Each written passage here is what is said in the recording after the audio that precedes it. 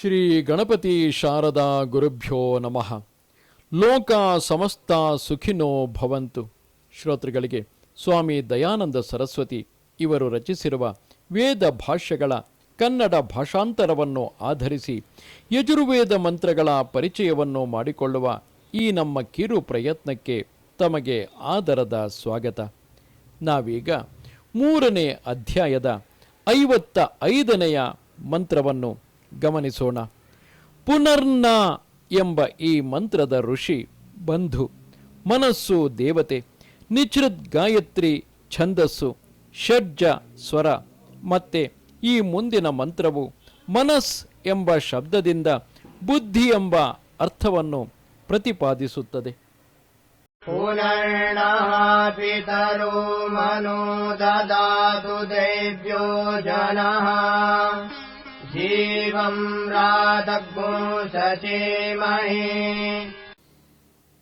ಈ ಮಂತ್ರದ ಪದಶಃ ಅನ್ವಯಾರ್ಥವು ಹೀಗಿರುವುದು: ಪುನಃ ಈ ಜನ್ಮದಲ್ಲಿ ಅಥವಾ ಮತ್ತೆ ಮುಂದಿನ ಜನ್ಮದಲ್ಲಿ, ನಹ ನಮಗೆ, ಪಿತರಃ ಅನ್ನ, ಉತ್ತಮ ಶಿಕ್ಷಣ ಮತ್ತು ವಿದ್ಯೆಗಳನ್ನು ನೀಡಿ ರಕ್ಷಿಸುವ ಮಾತಾಪಿತೃಗಳೇ ಹಾಗೂ ಗುರುಜನರೇ, ನಿಮ್ಮ ಶಿಕ್ಷಣಕ್ಕೆ ಅನುಸಾರವಾಗಿ ಮನಃ ಧಾರಣಾ ಶಕ್ತಿಯುಳ್ಳ ಬುದ್ಧಿಯನ್ನು ದದಾತು ನೀಡಲಿ. ದೈವ್ಯ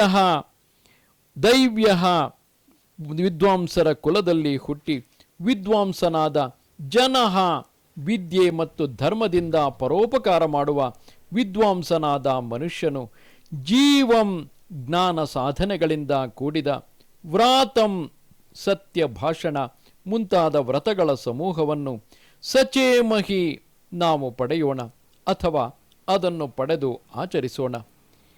ಈ ಮಂತ್ರದ ಭಾವಾರ್ಥವು ಹೀಗಿರುವುದು: ವಿದ್ವಾಂಸರು, ಮಾತಾಪಿತೃಗಳು ಮತ್ತು ಆಚಾರ್ಯರು ಇವರುಗಳ ಉತ್ತಮ ಶಿಕ್ಷಣವನ್ನು ಪಡೆಯದೆ ಮನುಷ್ಯರಿಗೆ ಮಾನವ ಜನ್ಮದ ಸಾಫಲ್ಯವು ಉಂಟಾಗುವುದಿಲ್ಲ. ಮತ್ತು ಅಂತಹ ಉತ್ತಮ ಶಿಕ್ಷಣವಿಲ್ಲದೆ ಮನುಷ್ಯರು ಪೂರ್ಣ ಜೀವನವನ್ನು, ಉತ್ತಮ ಕರ್ಮಾಚರಣೆಯನ್ನು ಪಡೆಯಲು ಸಮರ್ಥರಾಗುವುದಿಲ್ಲ. ಆದುದರಿಂದ ಮಾತಾಪಿತೃಗಳು ಮತ್ತು ಆಚಾರ್ಯರು ತಮ್ಮ ಸಂತಾನಗಳನ್ನು ಉತ್ತಮವಾದ ಉಪದೇಶದಿಂದ ಶರೀರ ಬಲ ಮತ್ತು ಆತ್ಮ ಬಲಗಳನ್ನುಳ್ಳವರನ್ನಾಗಿ ಮಾಡಬೇಕು. ನಮಸ್ತೆ ಶಾರದೆ ದೇವಿ ಕಾಶ್ಮೀರ ಪುರವಾಸಿನಿ ತ್ವಾಮಹಂ ಪ್ರಾರ್ಥಯೇ ನಿತ್ಯಂ ವಿದ್ಯಾದಾನಂಚ ದೇಹಿಮೆ. ನಮಸ್ಕಾರ.